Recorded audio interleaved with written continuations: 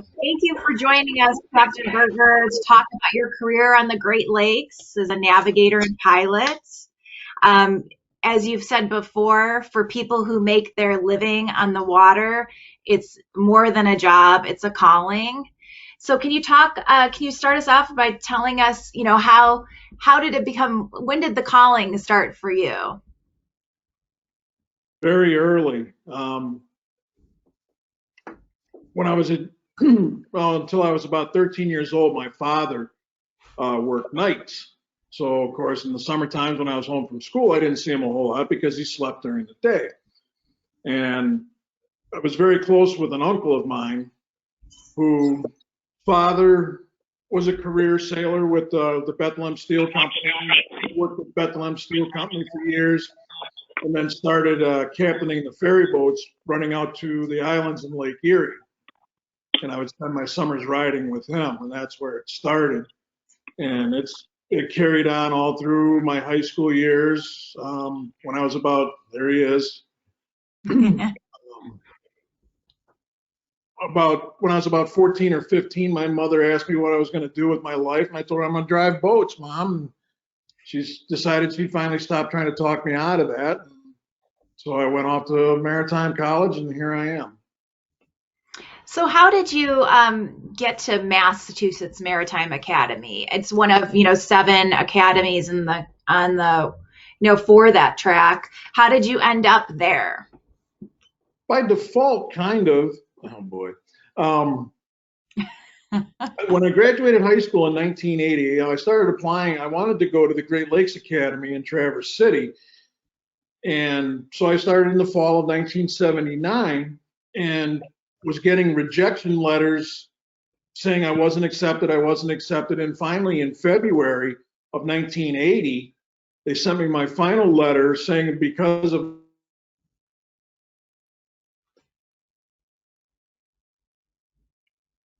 the overwhelming limited number of spots, number of people applying for a very, they were only taking minutes. Well, I live in Ohio.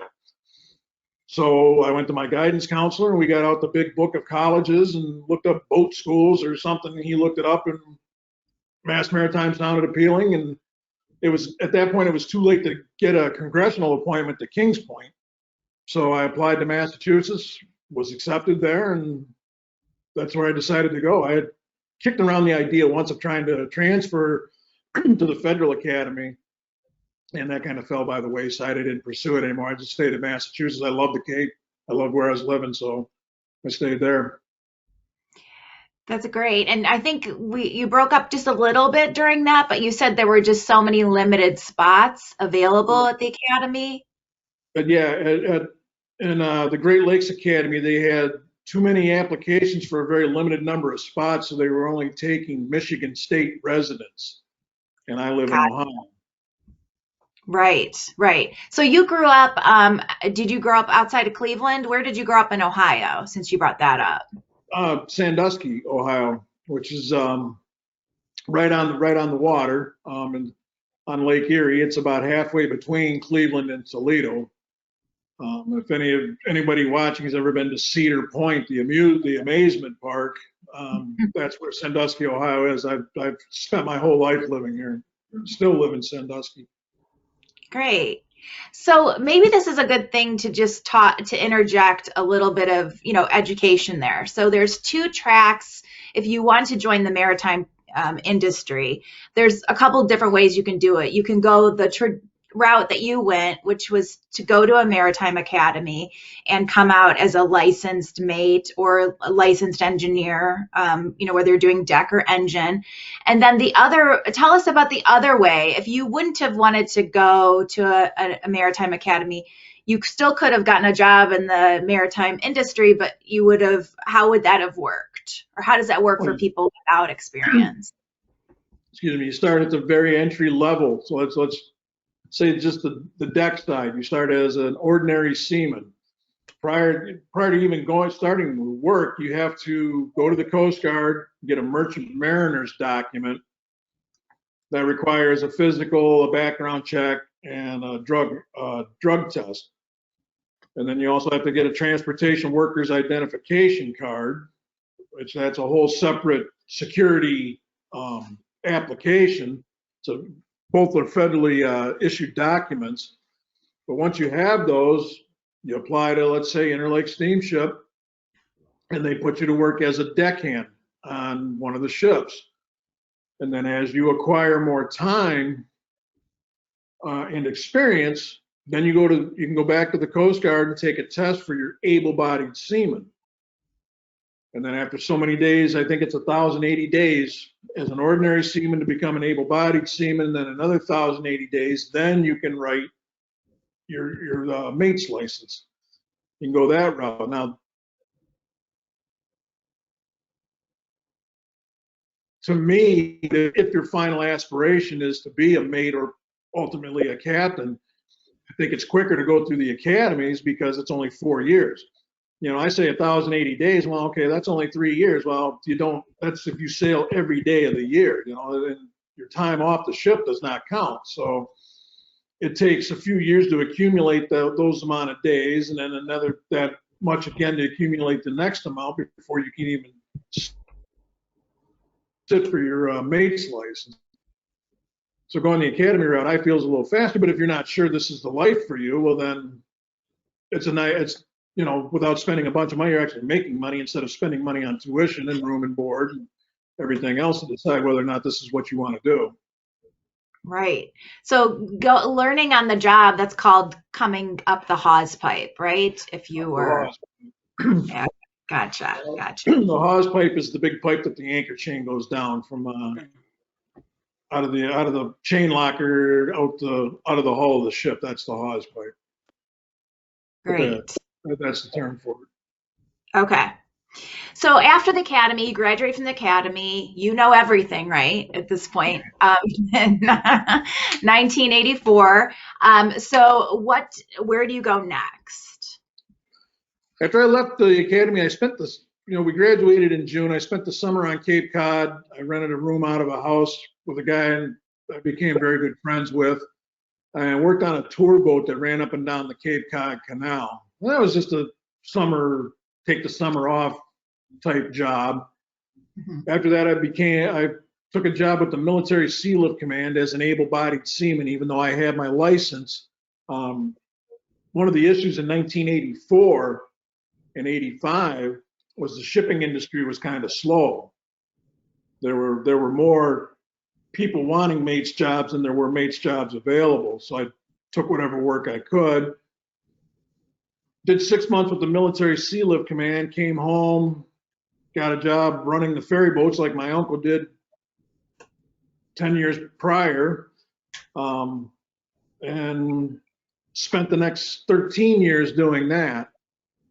Got married, had 3 children, decided that it wasn't what I was looking for. I mean, I loved the job. I loved the ferry boat job, but it didn't completely satisfy the urge and the original dream that I had. So I got a job with the Interlake Steamship Company working on their tug barge, the Dorothy Ann Pathfinder, and actually in very short order became the relief captain on that. And then eventually moved into the rest of the fleet with Interlake's fleet and sailed as mate on the other ships and relief captain on the other ships. There I am on the Herbert C. Jackson. Right. So then I started out as a mate, a relief captain, and then my first permanent job was the Herbert C. Jackson. That's the Dorothy Ann Pathfinder, which I was the first mate on that, and the relief captain. And then when I moved to the Jackson, when I got the Jackson permanent, now there's me in a ferry boat.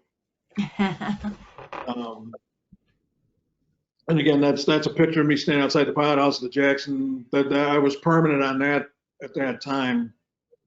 And then once the Mesabi Miner became available due to the captain on there retiring, I made that move. Mm-hmm. Right. So, as the captain, you're essentially the CEO of the ship. Everything. You oversee everything. Can you talk about what that means in terms of responsibility in both like navigating and the waters and navigating people on the ship, being a manager? Well, it's all these young guys that are coming up, and they all want to be captains. Boy, they want to drive. I always, the first thing I always tell them is that driving the boat is the easy part. Managing 21 other people is more of a challenge to me than just driving the ship. And one of the nice things that I have on the Mesabi Miner is I have a good group of officers, and that makes my job a lot easier. I can delegate it out to the other officers. They're in charge of their departments and they manage the crews. And of course, if things come up, any problems arise, they come to me with that. But for the most part, my senior officers are taking care of the day-to-day management of things. I spend lunch every day is hell. I have lunch with the chief engineer and the first mate. We discuss the day's problems or the week's problems or upcoming issues and things like that. So it's not terrible for me. What gets a little stickly for me sometimes is disciplinary issues. I have a welcome back meeting every spring at Fit Out and go over my expectations of the crew. And I tell them, bottom line is I'm not out here to make friends. I'm out here to make money. And so don't make it my problem, because I will make it yours. And I haven't had many issues in a very long time.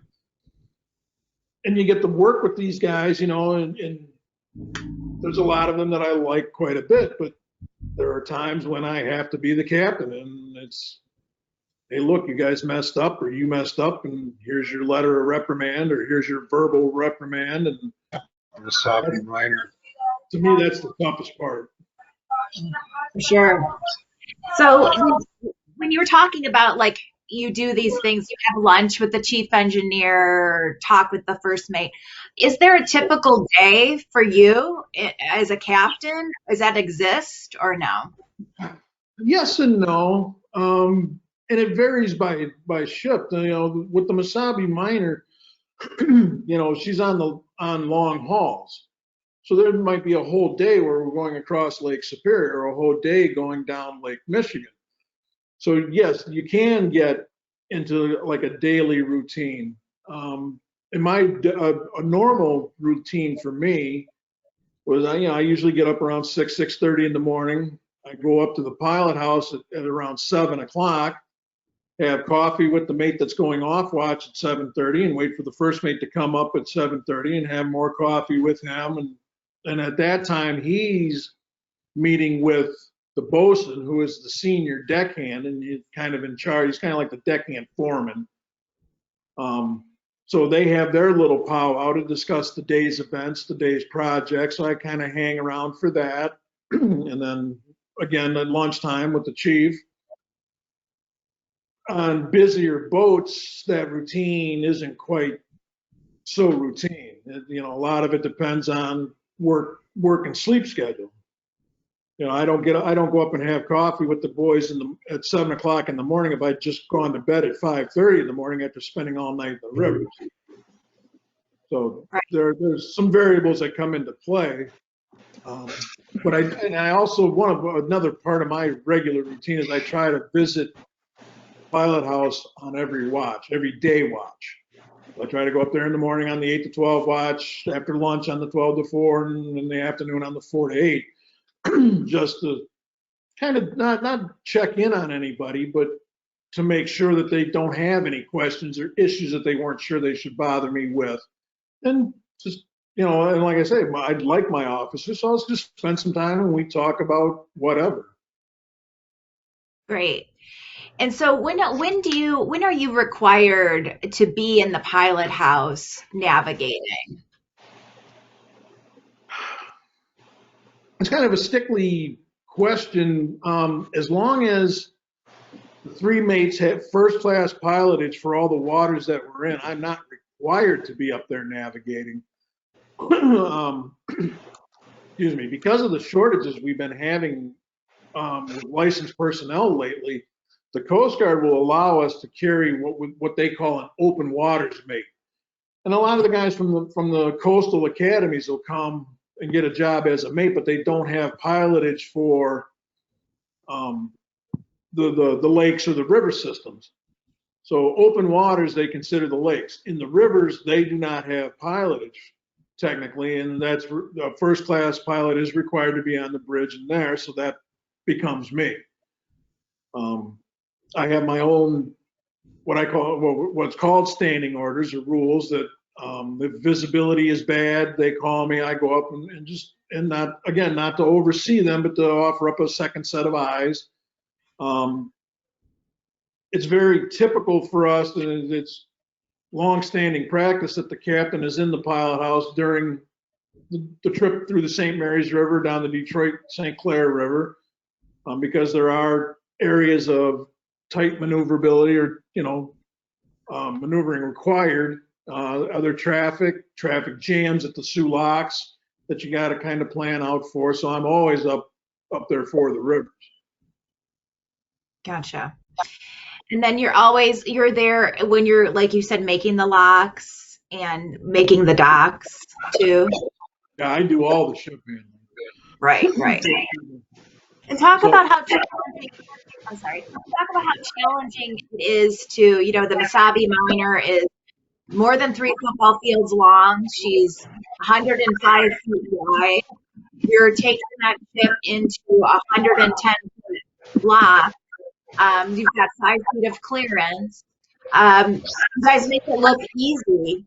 You make it look easy, but we know it isn't. So what are some of talk about like what's the strategy when you bring the boat in and kind of how you maneuver through a lock that size? One of the things, another quote of mine, especially if I'm training a new captain, is, it's just a boat. For any of you boat owners, it's a twin screw boat. It's a very big one. And one of the things, especially if you got a guy coming from one of the smaller ships onto the 1,000-footers, my first piece of advice is nothing happens fast.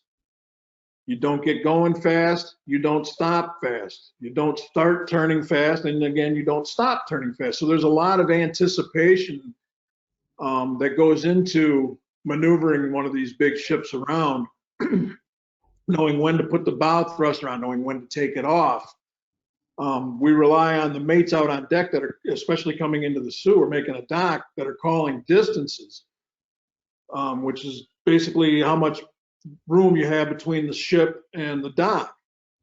And if, as you're approaching it, that number is getting smaller. And, I usually have them start at 60 feet. When I'm 60 feet off, and when we go by 24s and 12s. So it goes from 60 to 48, and then 36, and then 24, 18, 12, 6, and then from 6 down by the foot. And so you get a little variance there too as to how accurate these guys' numbers are. And it's something you learn especially if you've been with the same guy all season. What his idea of 6 feet is might be a little different than somebody else's idea of 6 feet. But to me personally, I don't get that hung up on how accurate the numbers are, but how fast or slow they're changing. Okay, if I'm trying to push the bow towards the dock and he's giving me 48 feet and then 5 minutes later 42 feet, well, it's not coming in very fast. But if those numbers are dropping rapidly, then I need to do something different. So I do rely on that a little bit.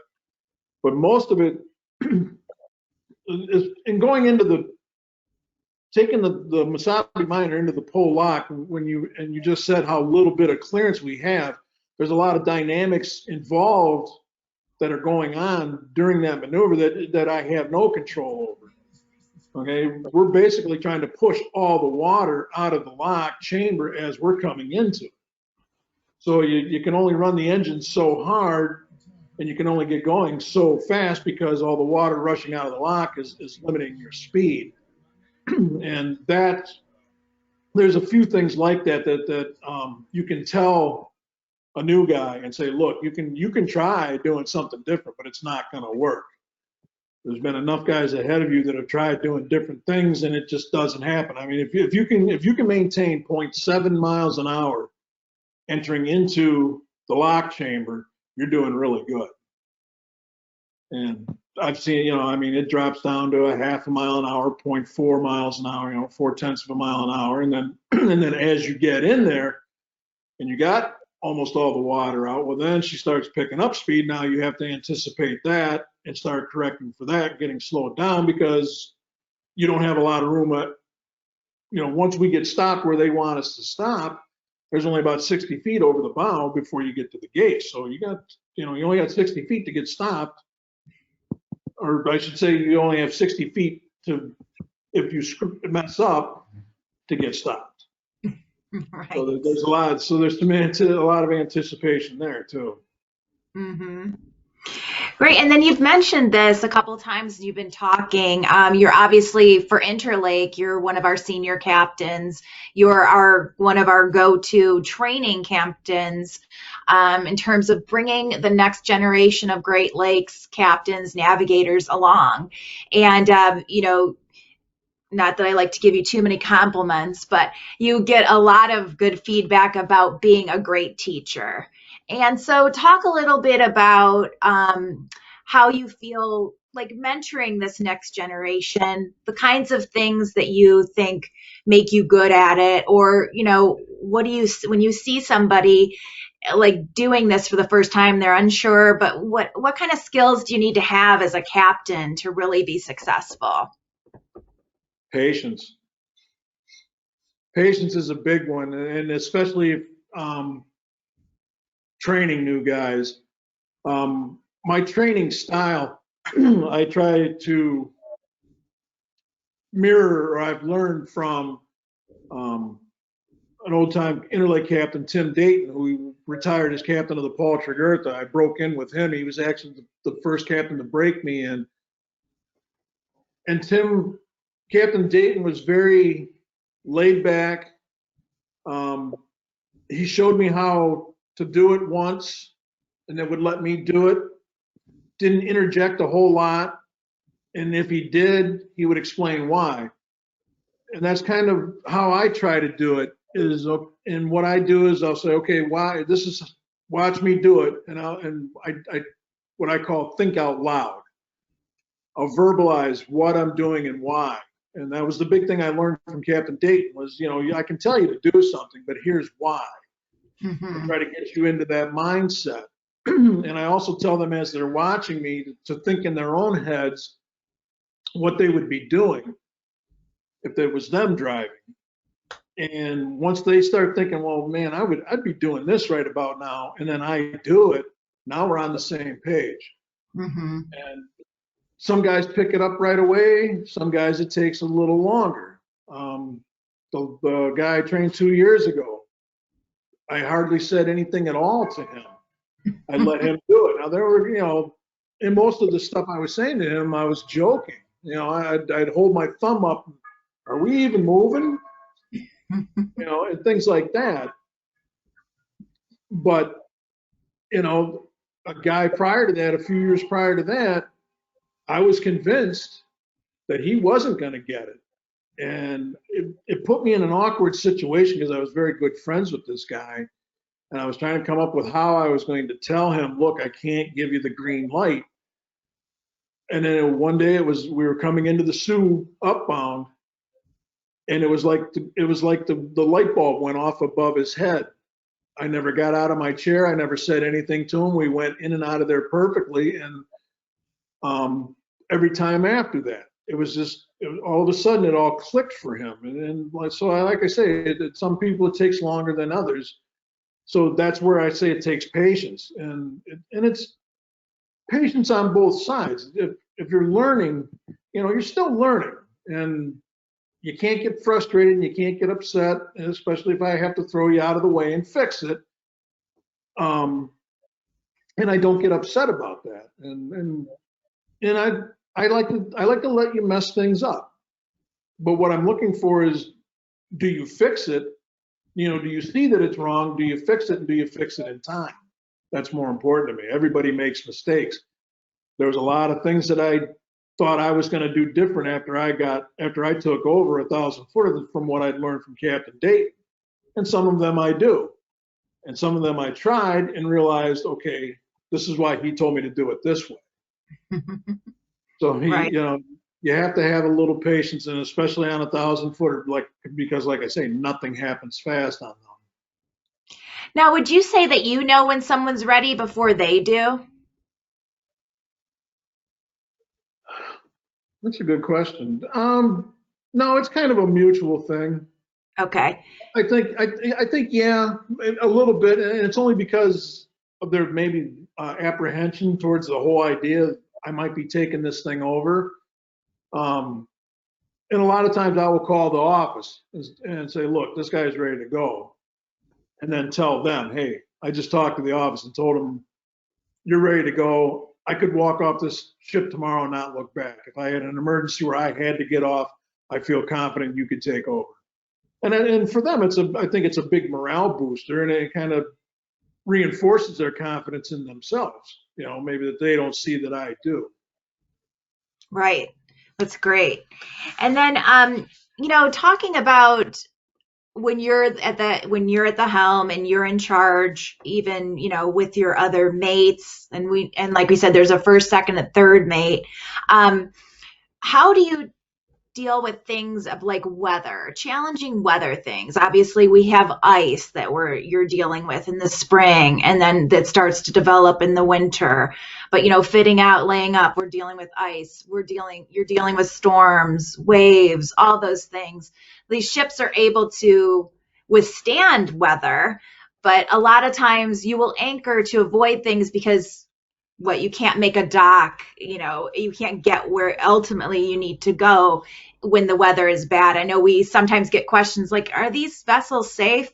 They're very safe, but when do you go to anchor? How do you make those kinds of decisions? And talk a little bit about the technology you have on board that enables you to predict what's coming.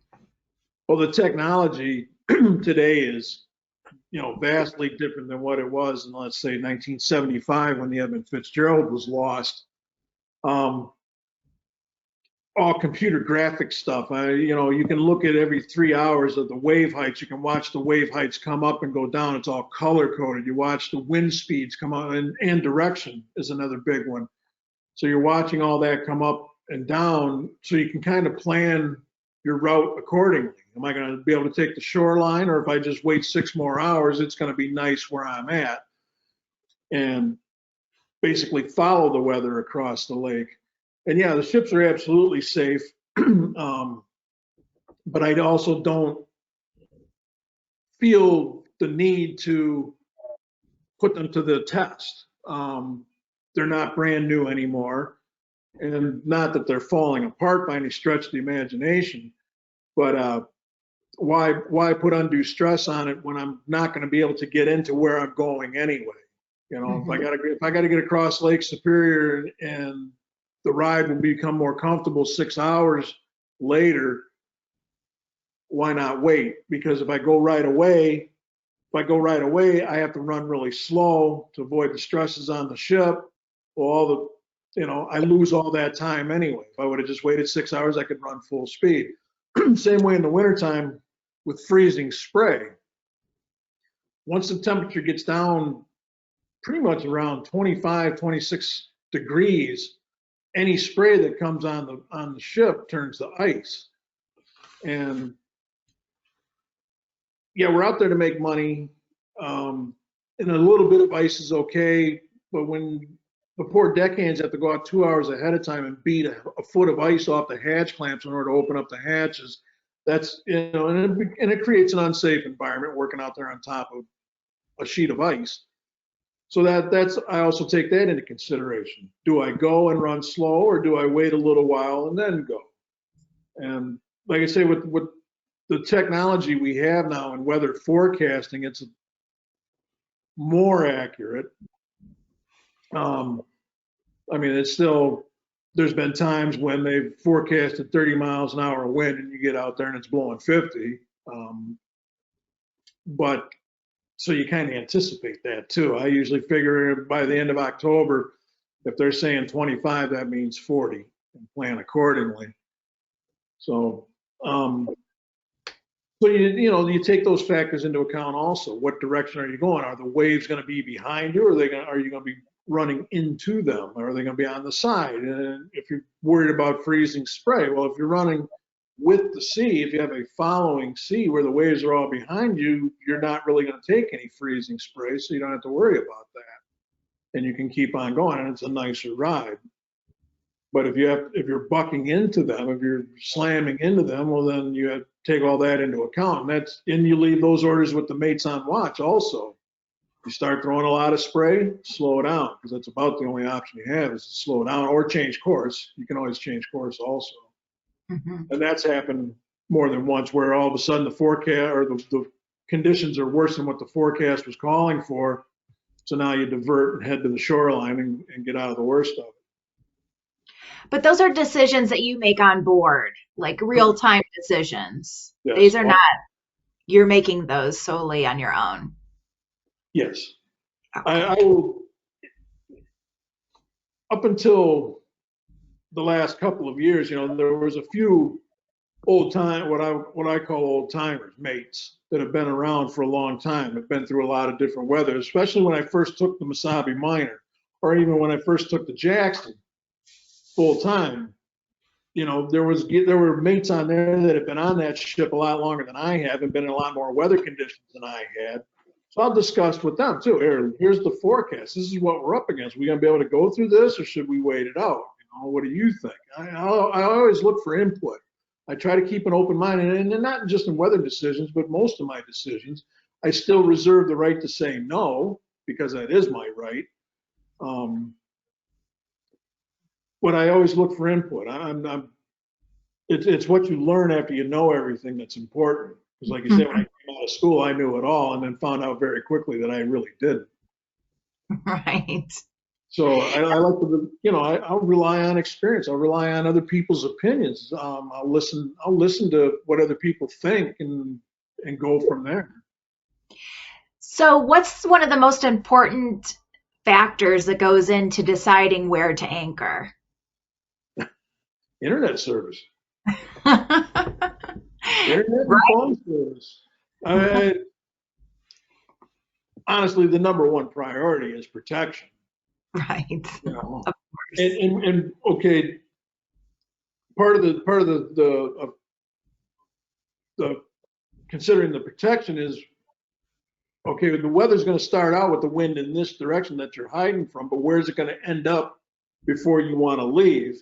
And is this area going to provide you protection through that whole time period? And is the internet fast there, and do the phones work? Right, because when you're at anchor, there are still there's still work that's being done. Cooks obviously never get a day off. They're important, so it doesn't matter whether they're at anchor or not. They probably have to cook a little more when you're at anchor because everyone's eating. But what happens aboard? Tell us a little bit about what happens aboard a ship when you are at anchor. And typically, we're only anchoring, I shouldn't say only, but mostly we're anchoring for weather in the spring and in the fall. So most of the outside projects are done, maybe not all of them. And if it's decent enough for the deck gang to work outside, they work outside, or that's a good time to catch up on inside projects. Any interior painting that needs to be done, deep cleaning, stripping the wax off the tile, or not porcelain, linoleum and stuff, stripping the wax off and redoing that, catching up on that stuff. So it turns into an 8 to 5 day. So the gang gets up in the morning, they work till noon, go to lunch, go back out at 1, work till 3, 4, 5 o'clock in the afternoon, and then their day is done. And then after that, we move on after that. So it's a lot, and for the engineers, and it's kind of important for especially the engineers to know, or to have a rough idea how long we're going to be sitting there. Okay, we got a three day blow going through Lake Superior, and I know we're going to be sitting on the hook on anchor for at least a day. Well, then there might be some engine projects that they've been putting off because they can't fix them while the ship is in operation. Well, now it's sitting, so there's a good time to get some of that caught up. Yeah, it makes sense. Yeah. So Like if I, these pictures here, the decks in the galley, they're brown now. That was one of the things we did while we were on the anchor. oh, really? Great. Someone probably needs to mute here. I'm hearing like a beep thing. Oh, that's fixed. So tell me a little bit about one thing that people love to see pictures of and to learn about is the food aboard a Great Lakes freighter. So the food is obviously an important thing. And talk a little bit about the food on board and then also the different messes, the officers and the unlicensed mess, how that works. Well, the food, yes, is excellent. And in recent years, Interlake is trying to get the stewards, the chief cooks, to focus a little more on healthy choices or healthy alternatives. I mean, you can have a cheeseburger every day for lunch on the Mesabi Miner if you want one, or you can have a salad with some grilled chicken breast on top of it. Dinner entrees, there's usually something that isn't real healthy but really good, or there's a healthier choice. So we're trying to, the company's trying to be more health conscious, the cooks are trying to be more health conscious, and holding in tradition, every Saturday is steak night. Mm-hmm. As long as we're, and even most times when we're in port, if it's Saturday night, we're having steak for dinner. Holiday meals are always, I mean, I'm sure most of you have seen pictures of the holiday meals. They're stuff of legend sometimes. There you go. That's a typical, that's a Thanksgiving dinner. So I give our cooks a lot of credit. They do an excellent job, and they do an excellent job. All the cooks I think that we have in the fleet do an excellent job of providing healthy alternatives or just alternatives. And a lot of them also listen to and ask us what we like. What would you guys like to see on the menu? So because it is, and that becomes, it's kind of a way of building a rapport with the crew. And it's kind of important to the guys that they can get a little taste of home now and then. Here's grandma's recipe for this. It's really good. And every cook that I've ever been with has been very open-minded about trying something different. Mm-hmm. That's great. Yeah, and I know we want to get to some questions. So just like a couple last things on my end. You mentioned traditions like Saturday steak night, but there's other traditions that you're preserving. I know you feel strongly about preserving on board. Things like you have your own chair. There's a captain's chair in the pilot house. Talk a little bit about little things like that are still important on the lakes. Yeah, okay, the captain's chair is the captain's chair, period. And no one sits in my chair, or at least they don't dare get caught sitting in my chair. And that is a tradition I still hold sacred. That's something that goes, I don't know how far back that goes. It was what I was taught. It was what I was brought up with. That chair is for the old man. That's his chair. Nobody else sits in it. There's a set of binoculars right there by my chair. Those are my binoculars, no one else's. Of course, unless my wife comes aboard or my mother or my mother-in-law, I let them sit in my chair, but it's only mine to give away. Some of the other ones that aren't so much anymore. I mean, old tradition was, and I still abide by this. When I sit I sit at the head of the table in the officers' dining room. I always sit in the officers' dining room. Some of the younger, especially the younger guys, they like to, they'll hang out, they'll eat in the crew mess with the unlicensed guys, and that's fine with me. I don't. And when someone asks or tell, the TVs and the crew mess, well, you can sit in there and watch TV with the guys. I said, well, if I sit over here away from the guys, well, then they can talk about me behind my back and don't have to worry about it. And it doesn't bother me that they can have or whatever they want to discuss without fear of me hearing it. And I like to maintain that little bit of separation anyway between, like I go back to what I said before. I'm not out there to make friends. I'm out there to make money. But I like to be on friendly terms with the guys I work with. Some of the other ones, the captain was the only one allowed to walk down the starboard side of the ship. I don't remember if it was starboard or port side of the ship. That was an old tradition. No, I let that one go. Sunday dinner, which was the noon meal on Sundays in the old days.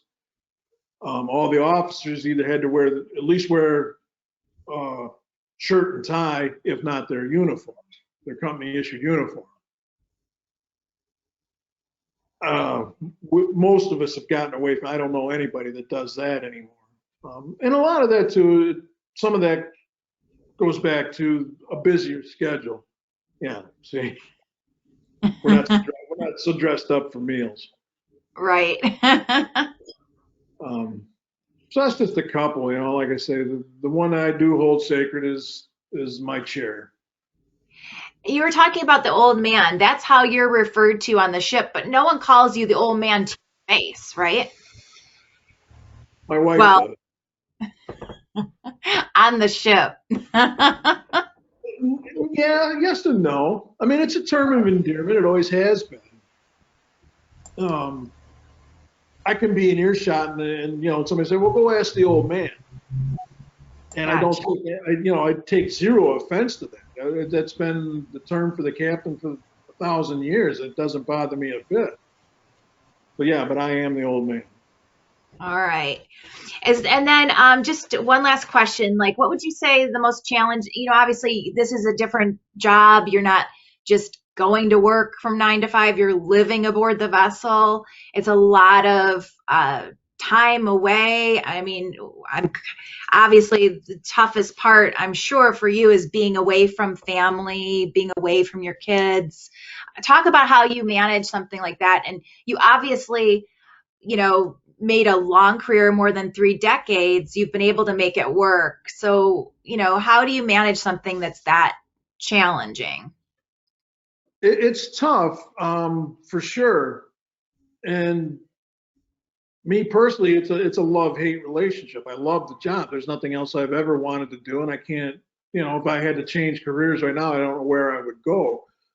I hate the fact that my children grew up without me. My grandchildren are growing up without me around. On a very personal note, it was one of the causing factors of my first marriage to fail.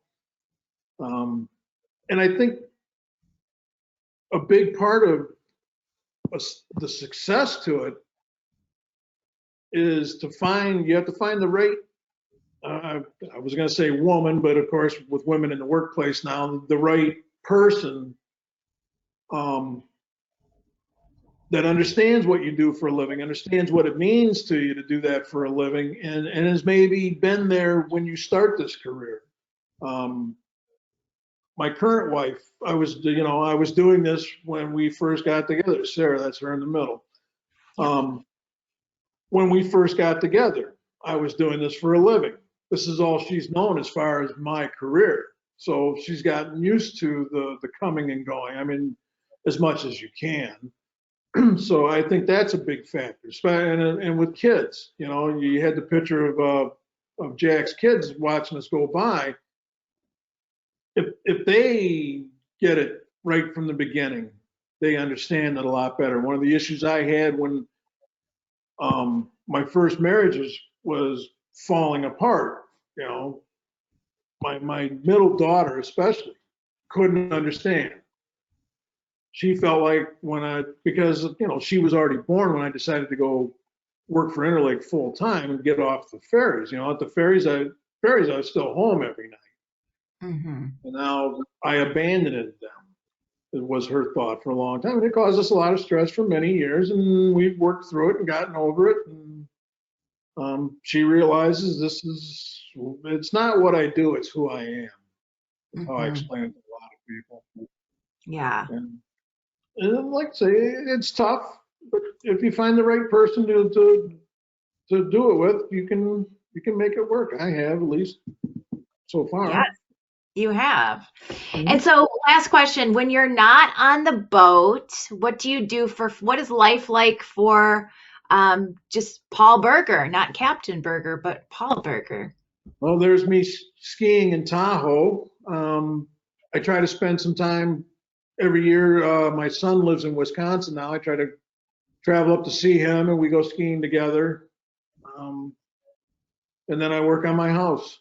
I have an 1895 three-story Victorian house that's in various stages of remodeling and restoring, and I spend a lot of time doing that. My project that I have going on right now is hardwood floor in one of the rooms. And after that, and hang out with my wife. Because now, well, and in all seriousness, this is my off season. This is my big vacation time. This is, I got 2 months where I'm home every day, whereas in the summertime I'm gone for 2 months. So, Right. And in the summertime I'm busy mowing grass, but that was all my choice by buying this place as opposed to a condo somewhere. Right. Well, great. Well, thank you so much for answering all my questions, I should say. And then I guess I'll turn this over to Michelle to field some of the questions from the viewers. Okay. Yeah. Great.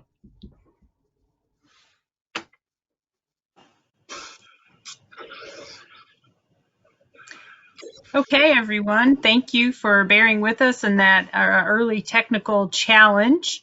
While I give you some time to type in questions, we already have quite a few, but we welcome more. While you're typing your questions, I'm just going to review real quickly the status of our visitor centers in Duluth, Minnesota and Sault Ste. Marie, Michigan. You can see there that our centers are closed, but they are doing vessel arrival and departure announcements. Well, actually, they're probably not, because there are no vessels arriving and departing right now. I guess I need to update that. But they do have a cell phone tour available outdoors. There is a virtual online tour of the visitor center, and the Lake Superior Marine Museum Association has an online gift shop if you have some items from there that you can't live without. At the Soo Locks, we are now shut down for the season. We ended up closing on the 16th of January, and we will be reopening for business on March 25th. Right now, our crews are working in the bottom of the lock, getting everything ready for the Mesabi Miner and all the other boats to come back in March. And our centers will open when the health conditions and all of our guidelines allow us to reopen. And I will start scrolling through some of your questions and relaying them. We had quite a few. It'll take me a minute. I remember one that came up that I was interested to hear your take on is why are great big vessels like the Mesabi Miner called a boat and not a ship? That's a good one that I don't have an answer to.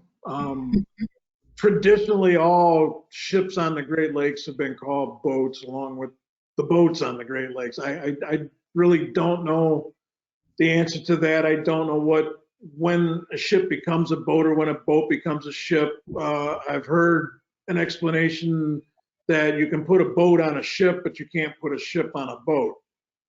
To me, a boat that's 1,000 feet long, 105 feet wide, and carries 60,000 tons of cargo is probably a ship. Now, I will chime in. When I was in grad school, one of the many, many books that I had to read said that it originated from the early 19th century when the first steam vessels were on the Great Lakes, and they were little, and they were just called steamboats. And then the sailing vessels were the big ones, and they were seagoing, and they were called ships. And then as eventually the steam vessels far outstripped the size of a sail vessel, the name just stuck. But just one of many theories of why we call them boats. Another one I always like to say is that, you know what, we're Midwesterners and we don't make a big deal of things. We just, Well, there's that too. And someone asked, Austin asked, what was the ferry company that you worked for? I worked for the Newman Boat Line, who is no longer in business. They were established in 1902 and went out of business in the early 90s. Actually, the one quick shot of me hanging out the ferry boat window was one of the ferries from Newman Boat Line. They didn't own it at that time. They had already sold it and replaced it with a larger ferry. And that was up in St. Ignace, up near the Sioux. And I just happened to be in the area and went down, and a friend of mine and I it wasn't locked, we went aboard it, reminisced about the old days. And we've had a couple people just commenting that they have great snaps of your ship. And I'm in that club too. I like to always go get pictures of the miner going through the Sioux locks. Someone gave a shout out to the YouTube Duluth Canal camera. There's, let me see, here it is. Here's an interesting one from Andrew. Is it difficult to transition to the Great Lakes from a saltwater career sailing as a licensed deck officer? What additional training endorsements are needed for a seagoing licensed deck officer to sail as a mate on a Great Lakes vessel? First class pilotage is the biggest one. And that is probably the biggest difference between deep sea career and a Great Lakes career. The Great Lakes are much more hands-on as far as ship handling, cargo operations. I mean, we don't have stevedores, we don't have longshoremen that tie us up, we don't have stevedores that come and unload and load the ship.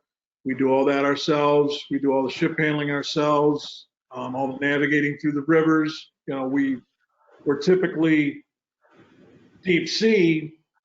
When you come into a port, you take on a local pilot because he knows the local waters. He's an advisor. He tells you where to go and how to get there. Well, that's what we do. That's part of our job, is to know the local waters, know where we are, where we're going, and how to get there. So I would say that's the biggest difference. And that's the biggest transition you would have to make coming onto the lakes, is getting first class pilotage. Another one, they asked, why are the distances given in 12-foot increments? Because the hatches the hatch covers on a typical Great Lakes ship are 12 feet wide and they're 12 feet apart. So they're on 24 centers. So it's a good visual reference. You turn around and look at the hatch that you're standing right there, and okay, well, that's 12 feet or that's 24 feet. It's a very easy and quick visual gauge for doing that. Someone commented that your training method is the Sesame Street method. I will tell you, I will show you, now you show me. Yeah, it is. You're right. And then Andrea had a question along with when Chrissy was covering weather.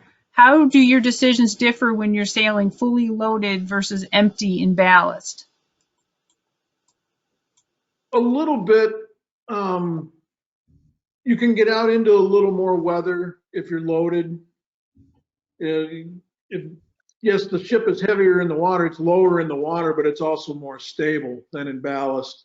So you can go out and a little bit more loaded than you could in ballast. So it factors in a little bit, not a whole lot. And does that factor in general navigation? Oh yeah, absolutely. The ship handles much differently loaded than she does in ballast.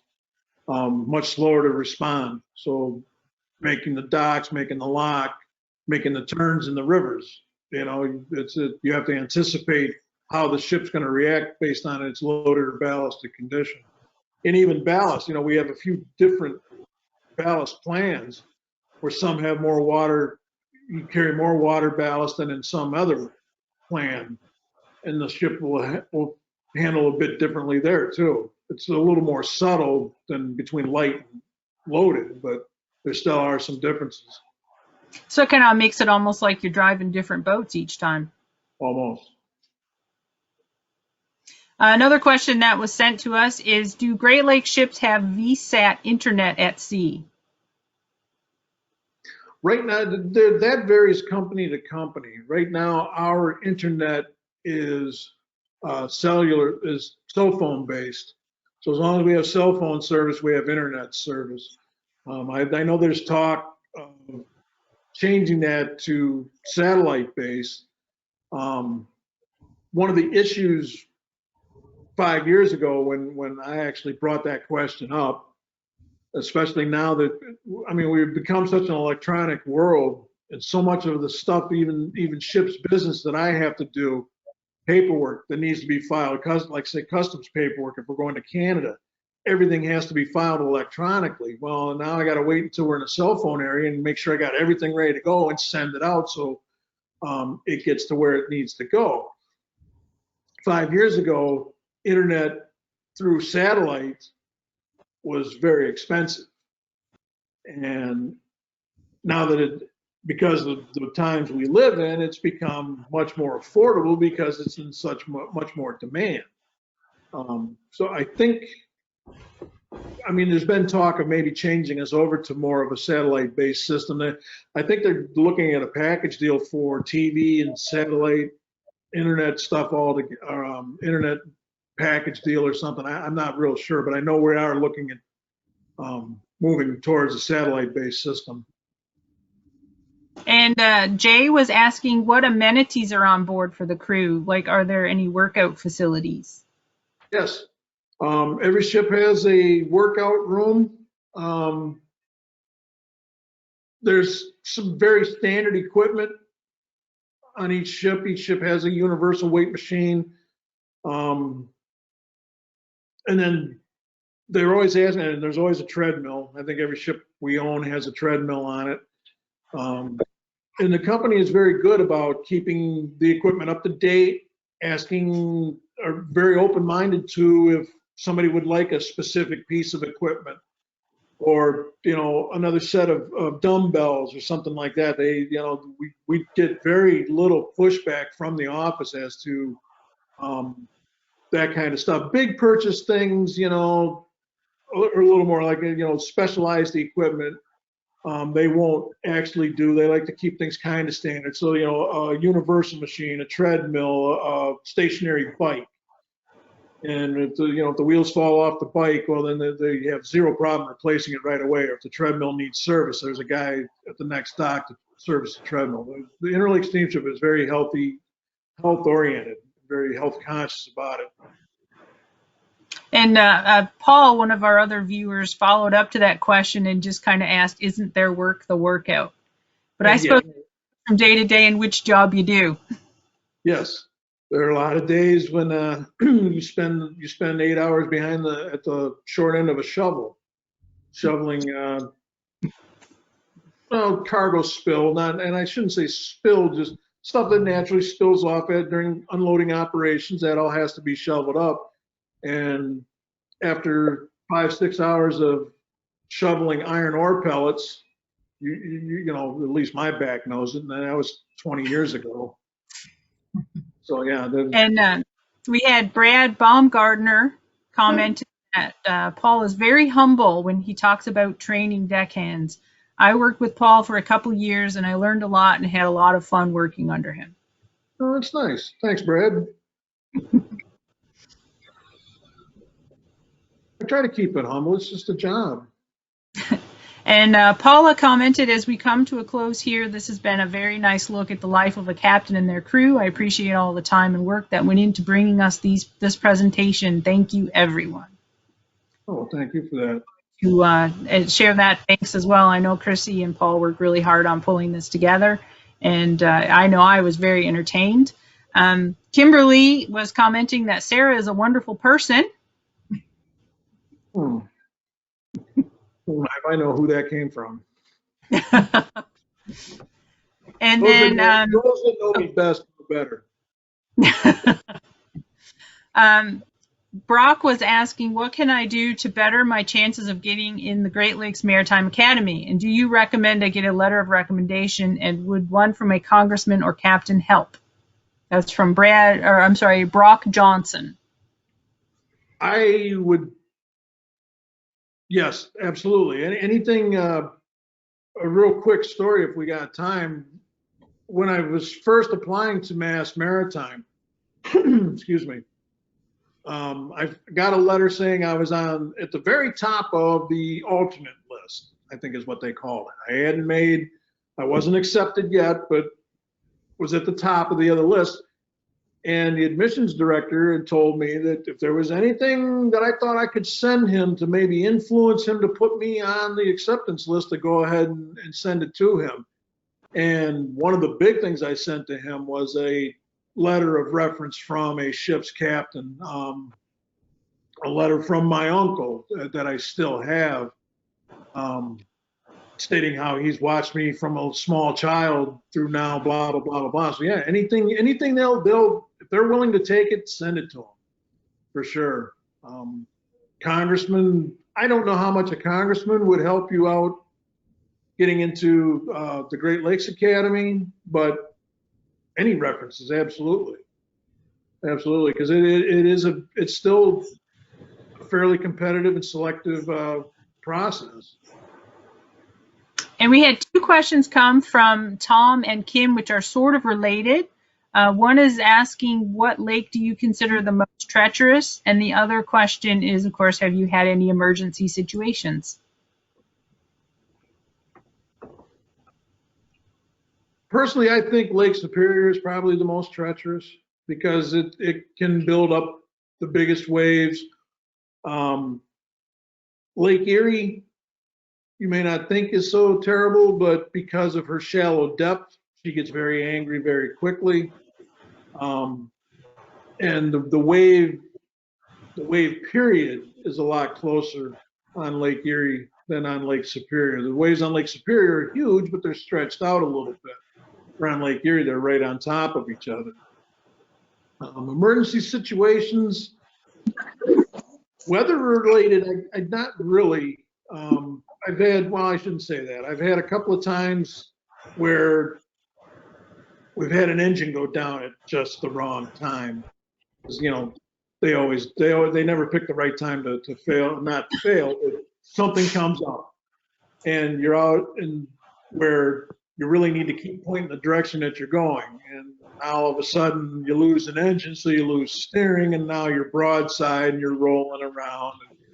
And it wasn't, I wouldn't call it a true emergency situation, but it was, you know, a concerning situation that the engineers, being the crackerjack crew that they are, got us back up and running right away. And you know,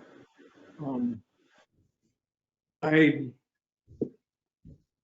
trying to think of other emergency situations. We had a small fire one time when I was on the tug. Oil line overheated and it was very small and extinguished right away, you know, and again, because of the quick reaction of the crew. So a few small things in my experience. There's nothing too major, knock on wood. Well, I imagine you do a lot of your maintenance and training and, you know, following the weather to make sure you don't have emergency situations. Yeah, exactly. You know, yes, we do a fire drill every 2 weeks religiously. And someone wondering if you have church. I'm sorry, go ahead. I was going to say they can become kind of repetitious or routine, but in the event of an actual emergency, when you're used to doing the same thing all the time, well, then you're there and you're doing it. You know, it takes a lot of the thinking out of it, which is the idea behind it. And someone was wondering if you have church services on board. No. Not I imagine with a diverse crew, that could be hard to coordinate. Yeah, mostly hard to coordinate, and you know, you're dealing with different religions. Now, on the training ship when I was in college, they did. They would hold a couple of different, or maybe a non-denominational Sunday service. I think the military SEAL of Command ship I had, they did that also. But you gotta understand, we were 10 days crossing the ocean, 12 days, the work schedule wasn't nearly what it is. On the Great Lakes, if you get what we call a Sunday on the run, you're happy for it because it's basically a day off, where you're not at a dock, you're not loading, you're not unloading, you're not going through the SUE, you don't have to do anything. So basically Sunday on the run is a day off, excuse me, with pay. Usually everybody gets, you get the gang up in the morning and have them run the mop through the passageways. So they work from 8 till 10 and get the rest of the day off. And regulation, actually, if you read the Code of Federal Regulations, there is a thing in there that says no unnecessary work on Sundays and holidays. So. And I had a follow-up question I forgot to ask. When they asked about the most treacherous lake, I was curious, what is the most difficult port to navigate in? Depends on what ship you're on. Well, on the Mesabi Miner, of course. On the Masabi Miner, I would say probably Ashtabula Harbor in Ohio, where they have the dock that we go to there. There's a lot of tight quarters maneuvering. Getting in and out of Duluth Harbor can get interesting sometimes based on weather and current conditions. And on the smaller ships, hands down the Cuyahoga River in Cleveland.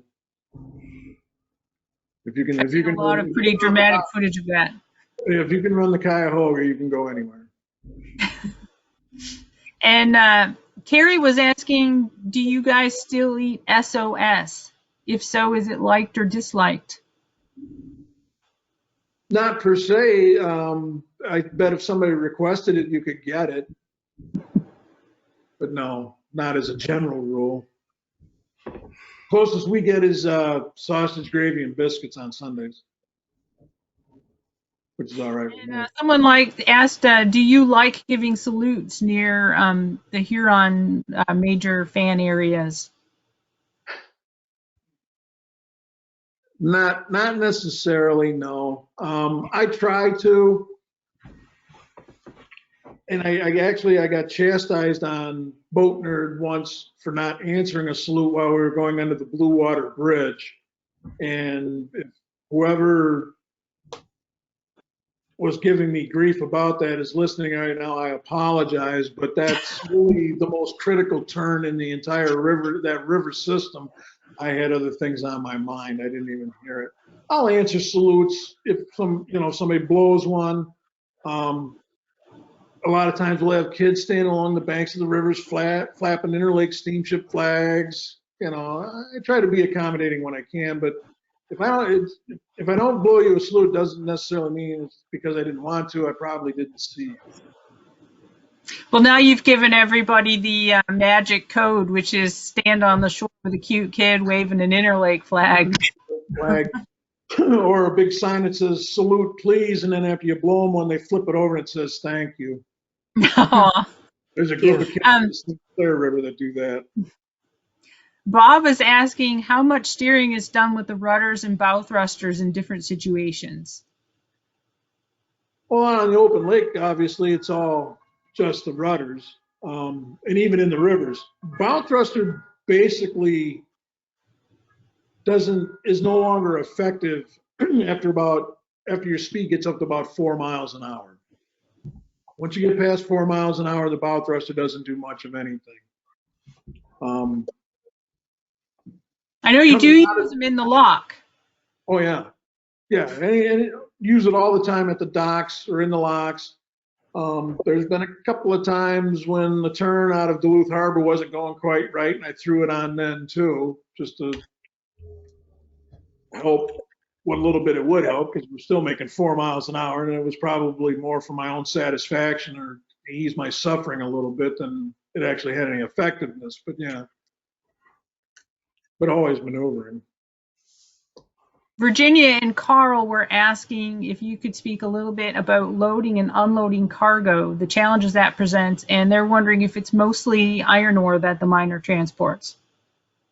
Yeah, I would say it's mostly iron ore that the Mesabi Miner carries. And we do some coal. And the challenge is making sure when you're all done loading that A, the ship is still in one piece, and two, that you're at the drafts that you're supposed to be at. There are limits to how deep you can load the different ships, and some of them depends on the season, the time of year, as to how deep you can load the ship. The Masabi Miner has what we call an off-season load line. We're allowed to load to 29 feet, 7/8 of an inch all year long. That's pretty precise. Yeah, so I always say, we just call it 29 feet.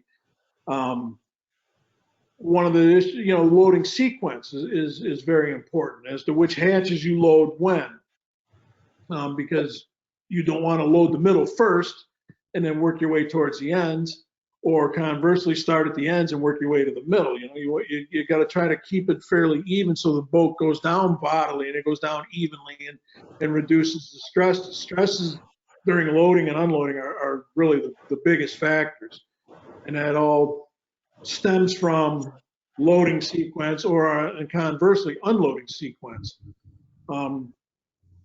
We have most of our unload plans consist of a series of like 11 steps that the guys down in the tunnel running the unloading gates, unloading the ship, have to follow a certain number of certain steps. On step one, they unload these numbered gates. On step two, they might have to go back to a different part of the ship and run that series of gates and unload that section. The mate on deck, while they're unloading this section, has to put ballast water back in the ship to compensate for the cargo that comes out. As cargo comes out, ballast goes in. As cargo goes in, ballast comes out. So it's mostly sequencing and paying attention to where you are in the sequence, and making sure, and a little bit too, making sure the ship's staying even. You don't want her leaning way over to the port or way over to the starboard. That's another job of the mate on watch during loading operations, or unloading for that matter too. And the big thing that I try to pound into all the mates is, if something doesn't look right, stop. Stop. If you're loading the boat and something isn't right and you can't figure out why, stop loading until you do figure it out. Same way unloading. Things aren't just working out the way they're supposed to. You stop until you can get it figured out what is wrong before things get really out of whack. And I think that is paramount. And Jeff was asking, how well do you sleep when you have a new, he says, or untrustworthy officer in command on the bridge? Well, new and untrustworthy are two entirely different things. Yes, there's concern when it's a new guy. If it's a new guy, or not even necessarily a new guy, but a mate that I'm unsure of, or a mate that don't particularly like, no, I don't sleep all that well. I'll spend a lot of times down in my office, in my room, on the computer is a mirror of the electronic chart, the electronic navigation system that's on the bridge. I can sit down at my desk in my office and see what I can't adjust it. I can't change anything on it, but I can see where we are and what's going on a little bit. I can see what the wind direction's doing, the wind speed's doing. I can see what speed we're making. Are we on course? Are we off course? Different things like that. So yeah, there's a lot of times where I'll get up in the middle of the night and take a look at that, and yep, everything looks good. And it also shows the other boats in the area based off of if they have AIS, automated identification system. It transposes onto the electronic chart. So if I look at it, and there's no boats, we're on course, okay, I can go back to sleep. And the more times I get up and see that, the less times I get up to look at it, if that makes sense. A lot of that, and that's a lot of how the mates build trust with me. The other big thing is if they're in doubt on anything. On my standing orders is, if you're in any doubt at all, call me. I will never criticize you for calling me, and I won't. And if I get a phone call in the middle of the night, hey Cap, I'm really sorry, but it explains the situation. That actually makes me sleep better, because I know that this guy will call me if he's not sure of himself.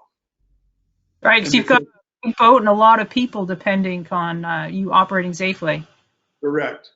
And then one of the other big things is make sure you call me in enough time that we can fix the situation before it gets out of hand.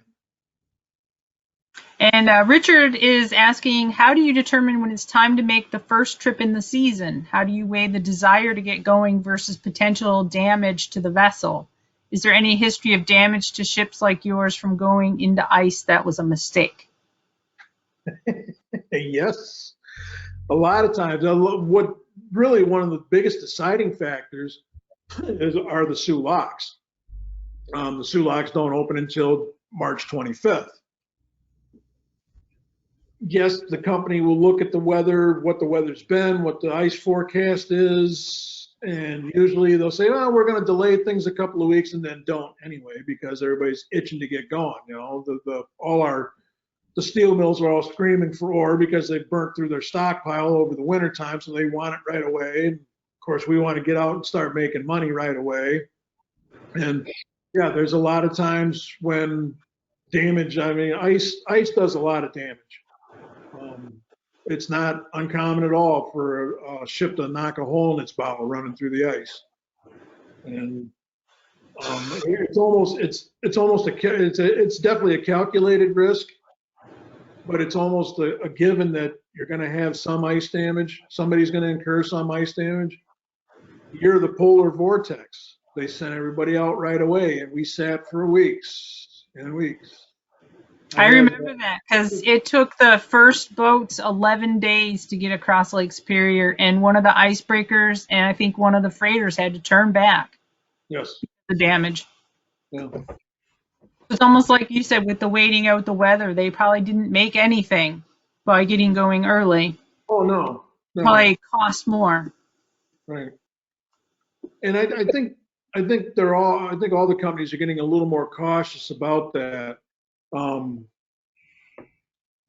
not so much at the end of the season. They still want to push things right to the end, and usually, though, this year the weather cooperated great. I mean, there wasn't a cube of ice in the St. Mary's River until the locks closed.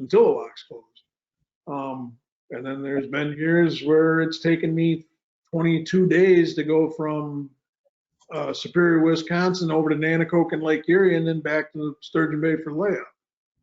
So how long would that normally take? Normally a week. Okay. Yeah. Donna here has said, this has been such a delight. Captain Berger is so interesting and made a very rainy day pleasant. I was blessed to watch you go by on Christmas Day while my son is in St. Francis, south of Milwaukee. Oh, good. Well, thank you. And then Tom Holden, one of our regular viewers, who loves to come up with tricky questions, so be prepared here. Tom is asking, what information is ordinarily passed between mates as they change watch? So such as course, speed, weather, etc. Yeah, all of that. What course the ship is steering at the time, traffic in the area, if there is any or not, anticipated weather, if we're on to be on the lookout, any orders that I leave, because on top of my standing orders, we also have night orders, for the hours when I'm in bed or upcoming events that are coming up. Let's say, well, we're gonna be in the St. Mary's River at 2 in the morning. Well, the old man wants to call a half hour above GroCap, so that gets passed on. If we're in the St. Mary's River too, you are probably paying a lot of attention to water levels. Correct. Right. If we're in ballast, what ballast condition we're in. Oh yeah, all that stuff. Any pertinent information that he needs to know to pass on to the next guy. Now, Tom was softening it up with that one. Here's his hard one. Can you tell us something about squat and bank suction or side suction, particularly in the Pollock, but also in the channel of the rock cut and the grow cap light? How does it affect the autopilot? How do you avoid or correct for it? And how much of it is a factor when entering or leaving the Pollock? So he's wondering about squat and bank suction. Okay, squat is what it sounds like. As the ship gets into shallower water, the stern tends to squat down, tends to suck down towards the bottom. So, especially in like the rock cut where you only have about 4 feet of clearance at the most, and that's thanks to the high water, that becomes a very big concern. So we always go slow through the rock cut, because as you're going slower, that reduces the effect of squat. As we're coming into, like he mentioned out at Grow Cap, when you're first coming into the St. Mary's River, how does it affect the autopilot? The autopilot starts wandering back and forth, and how do we correct for that? We put the steering in hand and make the wheelsman steer the ship. Bank suction is an issue coming out of the Pollock downbound, and especially if there's another ship waiting to come upbound that's out on the end of the pier, and you have to go around him. It takes a long time for the bow thruster to break the bank suction from the bow and push the bow out to get clearly, especially if you got to go around another 1,000-footer. There's been times where I've had to come almost to a complete stop, because that's, your motion along the pier is what creates this bank suction. So of course, the faster you go, the more it sucks you against the bank. So I've had to almost come to a stop and let that bow thruster finally break that suction and get the bow moving to get around the guy sitting there. And okay, you mentioned the rock cut too. You want to be in the middle of the rock cut, because if you get over towards one side or the other, your stern tends to try to suck against the bank. You're sucking the water away from the bank through the propellers. So it makes it harder to steer, for one, and you can overcompensate for it for two. And if you're coming into the turn into the rock cut and you're too far, what I'm gonna call on the inside, or too far to the left, now you're fighting that bank suction, trying to get the boat to turn, trying to get the ship to turn. You want the stern to go to the right, but it's trying to suck itself against the left bank. So, it does play into that.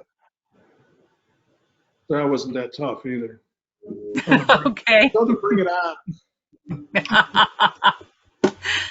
We have Jay here, who is a retired Marine Corps officer who served at sea with the Navy.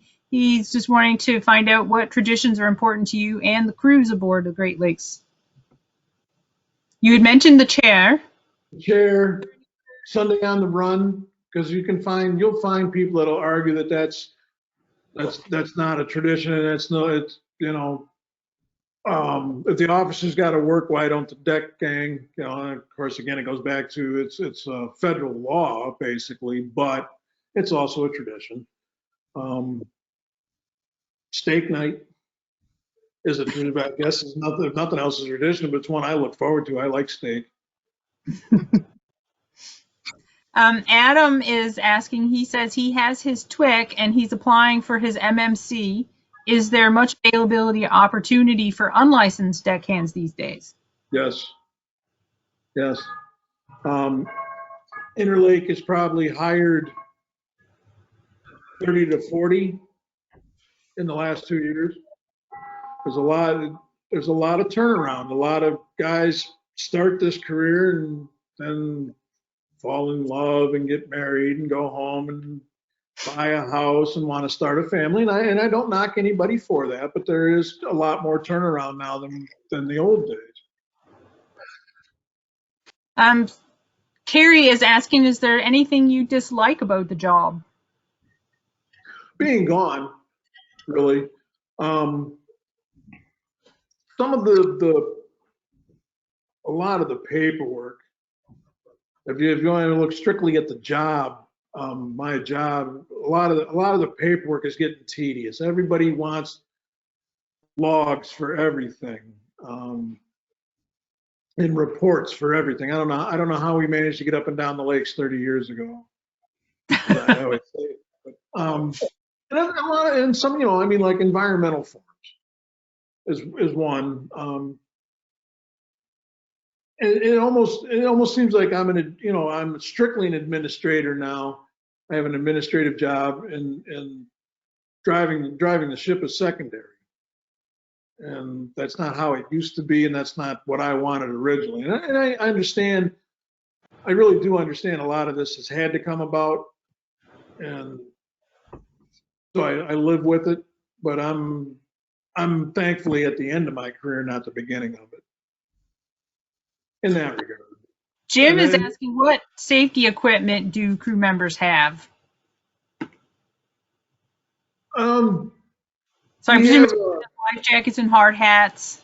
Oh yeah, every room has a life jacket and survival suit for sure. And then we have a lot of personal protection equipment. I mean, you get issued a respirator for chipping and grinding and that sort of thing. You have to go through a fit test to make sure that it fits properly, and then you are assigned that respirator. That's yours for the year.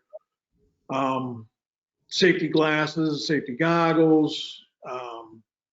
When we put the guys on the dock to handle the wires, mooring wires, they all have work vests on. Prior to that, we've recently done a fall arrest system. I don't know, I'm sure some of you have seen the videos of how we swing the guys over the side on a board on a rope, basically, and lower them down the side onto the dock. Well, we've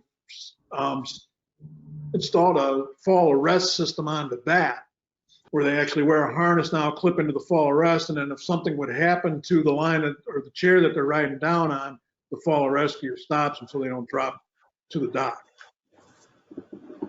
And Trisha's asking, how is the maritime industry increasing inclusivity for women? There's a lot more women out here now than there used to be. It's still meeting with some resistance on board. And it's a learning curve for a lot of, especially for the older guys. It's a learning curve. You'll still find a lot of old timers that'll say women have no place on a ship. I've worked with a few women that were excellent mates, which kind of, I shouldn't say changed my opinion of it, but it opened my eyes to the idea that, yes, this isn't just a male job.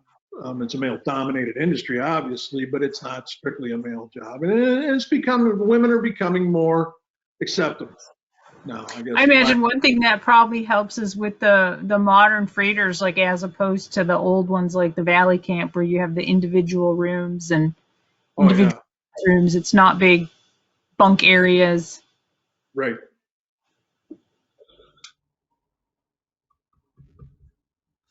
Someone is asking, and this is probably a little bit of a loaded question, please discuss your interactions with recreation vessels. So like when you get down in the St. Clair and you've got all the... Yeah, all the fishing boats that wait until the very last minute to get out of the way, and thankfully their engine starts so they can move. All you pleasure boaters that are watching right now, please understand, I cannot stop on a dime. It takes me a mile to get stopped, at least 1 mile to get stopped. Out on the open lake, I got somewhere I need to be, and I'm trying to get there the fastest route possible. If you're just out for a pleasure cruise, even though you may have the right of way according to the rules of the road, just kind of stay out of the way if you would, please. And you may have the right of way, but you need a mile to stop. Right. Another rule of physics. Right. So, and for the most part, people stay out of our way. There's a few, and I'm not going to pick. Yes, I am going to pick on sailboaters that they have the right of way, and they're right. They do. According to the rules of the road, a vessel under sail has the right of way in most cases over a vessel under power. But if they're just out for a day sail, why do they have to exercise that right? Like I say, I have somewhere to go. Well, and you have a rule of physics, which Correct. you need a mile to stop. We call that the rule of gross tonnage. Yep. And Kim is asking, what do you dog down during a storm? Everything. I mean, everything that can move will move. And really, and not even just during storms. One of my pet peeves, I guess, are doors that are not either latched closed or hooked open. If it's the springtime and you want to get a nice breeze in the ship, fine, you can open the door. Just make sure it's hooked. Make sure it's secured. Because these are big, heavy steel doors that will take your fingers clean off if they get caught in between the door jam. I tell guys same things in their rooms, their personal equipment. Make sure that everything is secure. Make sure it's time. The microwave that sits on my desk in the little cabinet on my office is screwed down to it. If it can move, it will move. And you can never, I try not to get us out into weather where things are going flying everywhere. But there's times when, like I say, the weatherman was wrong, and next thing you know, we're moving around and things are flying everywhere. Albert is asking, he has a 100-ton master's license for the Great Lakes and inland waters and wonders what positions he would qualify for on a Great Lakes freighter. Ordinary seaman. Okay. Yeah, that license would get him nowhere other than an ordinary seaman. We have lots of comments here of people thanking you and a fantastic presentation. Thank you. Scrolling through, one person was commenting how they've watched many passing by the Manitou Islands and always wondered what was happening on board. Now they know. Mm-hmm. What type of work schedules and time off the boats do able seamen have? The unlicensed guys, their number of weeks of vacation are based off of years of seniority. It starts out with 2 and goes from there. The company recognizes that this isn't 50 years ago where you got on board at fit out and you got off at layup. And in order to try to keep people, you have to keep the job appealing. So we don't get real hung up on, well, you're not eligible for any vacation, so you don't get any. If things can work out, if we can schedule, we start at the beginning of the year. I always put out a spreadsheet and the guys fill out their vacation wants and desires. And that's based on seniority. And so how many weeks of seniority or how many weeks of vacation you're eligible for. And it's also based a little bit on the position the Coast Guard requires us to carry 6 able-bodied seamen. Obviously, all 6 of them can't go on vacation at the same time unless there's 6 able-bodied seamen in the relief pool to cover that. So, availability of relief factors into it too, but they don't really get hung up on, well, you're only eligible for 2 weeks, so that's all you're going to get. We try to be very accommodating for everybody and on their vacation schedules. Licensed guys typically are a 60 days on, 30 days off rotation. And even that can vary somewhat. I play with that a little bit. I'll do 2 weeks in the spring and then 6 weeks in the summer and then another 2 weeks in the fall and then 2 weeks at Christmas time, so. Marty commented, thank you for the great presentation, Chrissy and Captain Paul. I was in your kids' shoes as my dad sailed, and she takes a lot of pictures of the Mesabi Miner in the Detroit River. Oh, good, thanks. Several more people thanking you.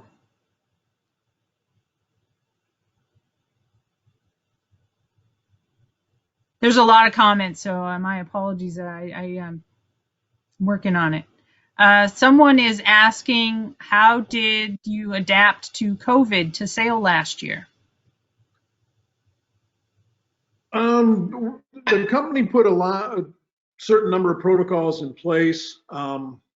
We didn't necessarily say or restrict everyone to the ship when we got to port.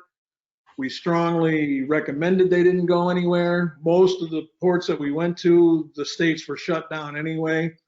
If you wanted to run to the Walmart to get toothpaste and shampoo, we can call ahead to the ship's the ship's chandlers, and they go get it for us. So we basically stayed on board for the most part. If you did go ashore, you wore a mask. When you came back, you wore a mask. If you came back from vacation, one of the nice things with everybody having their own room is you can self-isolate. We made them self-isolate for 14 days. Basically, a lot of the same protocols that have been going on in most of the states in the country anyway. And thankfully, I'm knocking on wood again, we didn't have any COVID cases. That's great to hear. Jeff is asking if there are better mental health resources available for sailors and if there are any problems with that on board the ships. Yeah, you gotta be crazy to do this job. Yeah, the company has an employee assistance program.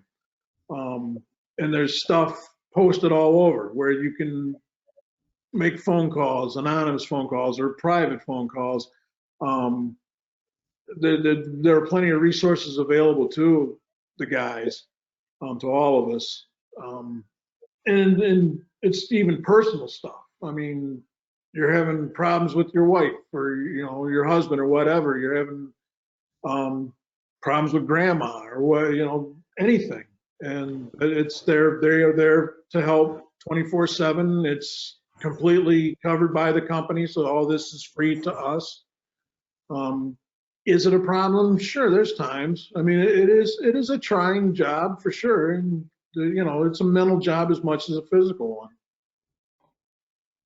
And I guess a boat, just like everywhere else, is populated by people. Right. Exactly.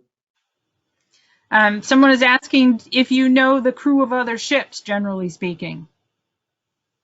Some, by other ships, I mean outside of our fleet. I know most of the crews on all of our ships, although there's a lot of new guys I haven't met yet. But yeah, I know I have a few friends that work for other companies and some of the crews around.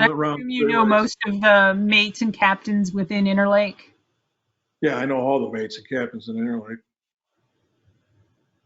And I guess all the 1,000-footer captains know each other, although I don't know any of them other than ours.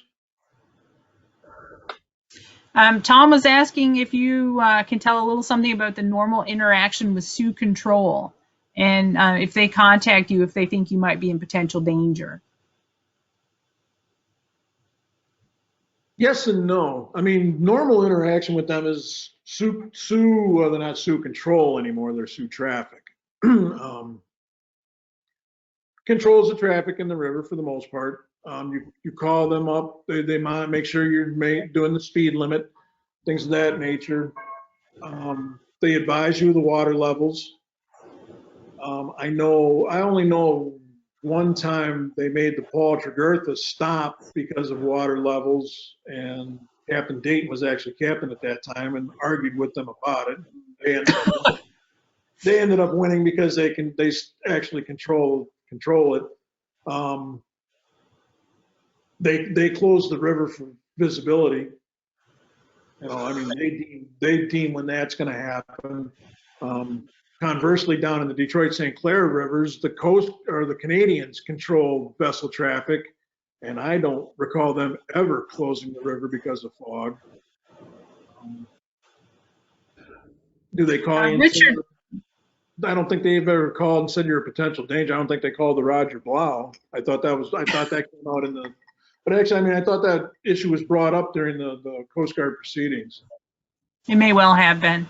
Yeah. Richard is asking, are all captains cautious, or are there some cowboys out there? Well, there's always some Like cowboys to out cut you off or pass you from behind on the right or something. That not so much like that anymore, but there's still some cowboys. There's still some captains that'll go out in weather that I won't go out in. There's guys they'll get closer behind you, following you up the river than I would be. So, cowboys are a relative term. You're a cowboy based off of what I think.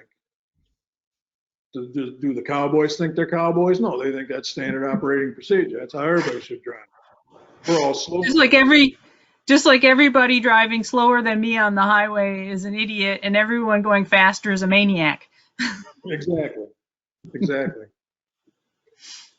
What is the most interesting situation you've experienced working on a ship?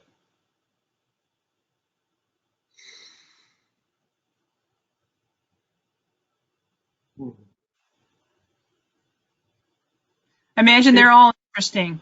They're all interesting, I guess. And I think interesting to me is more so getting into a dock when the weather's very questionable. Oh, actually, you know what? I do have one good one. When the tug Dorothy Ann was brand new, we took it out on sea trials. We had to take it out she'd already been in operation. I should back up a little bit. She'd been in operation for a half a year. It was the following spring. To get her ABS certified in class, we had to go out on sea trials. We had to conduct a series of sea trials. So it's just the tug. We don't have the Pathfinder with us. And we're out off downtown Cleveland. And we're doing a series of turns. We're doing turning radius, figuring out how fast the boat turns at different speeds. We had to do it at slow ahead, half ahead, and then full ahead. So we're clipping along, waiting, and I was captain at the time, and we're waiting for the speed to settle out to do the full speed turn. I'm just watching the GPS and waiting for the speed to settle in. And there's all kinds of people up on the pilot house, and it's just very casual. We're chatty. And some little computer glitch or something happened where the one Z drive on the tug turned sideways. So the next thing you know, we're in a hard left turn, and the tug is heeling over to one side, being over to the starboard side because we're turning to the left. And the next thing you know, the pilot house is dead silent. And I jumped on, I grabbed the throttles right away and pulled her back to idle. And we hung way over to the right for the longest time, and then we finally come back up straight. And like I say, it's dead silent. I turned and I looked at Bob Dorn, who was the senior vice president of the company at the time. I looked at him and said, well, that was interesting. And that was interesting. So I would say that was probably one of the more interesting things I've seen. And someone asked, do you think sailing is safer now than when you started your career? Yes. From when I started, yes. When I started, the term drunken sailor was a given. And that has changed quite a bit. The same way with drugs. The drug testing came into effect. That changed the dynamics somewhat. Again, weather forecasting has improved leaps and bounds just from the 80s when I started, so that makes it safer. And the mindset of, yes, we all know we have to make money for the company. That's part of our job. But on the company side of it, it's not. They're more like not at the cost of safety. So, there's a whole safety has become much more dominant, and safety awareness has become a lot more dominant than when I started. And Brendan with Shipwatchers News was asking if the miner received the care package from the Caring for Our Sailors project. Yes, it did. As far as you know what, I think I was on vacation when that showed up, but I did hear about it, so I can't speak to it, but I know it. I'm 90% sure it did show up. And real quick, and I swear this is true, I got about this much battery left on my computer. Okay, I have one last question then for you. Other than the Mesabi Miner, what's your favorite vessel you've ever worked on? Favorite one I've worked on, I would say, is the James L. Oberstar. I like the classic old steamers, and she wasn't steam by the time I started working on it. The Jackson was still steam when I started on her, but the Oberstar is probably my favorite ship that I've worked on other than the Mesabi Miner. If you ask my wife, she says it's whatever ship I'm working on at the time, and most times she's right. But the Miner is still my favorite. Well, and you have given me the perfect segue, because our next program will be the chief engineer from the James L. Oberstar, and he'll be telling us about the work he does in his career, which I suspect will be just as fascinating as your program has been. And that is on the 18th of February. I'll post a link in a minute for those who are still with us. It will also be posted on the Detroit District's Facebook page. And if you want to revisit this program, it will be, we have recorded it, and it will be posted to YouTube.